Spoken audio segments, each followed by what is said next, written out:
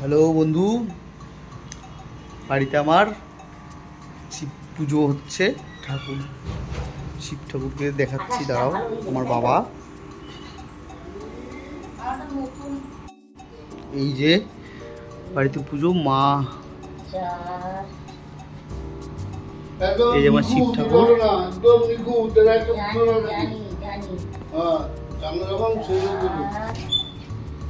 গোপাল,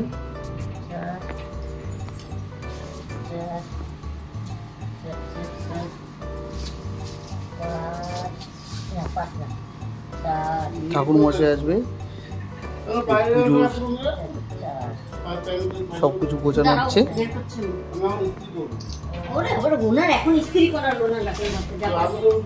আর এটা আমার হচ্ছে বুড়ি, আমার দিদা বেলপাতা পাচ্ছে।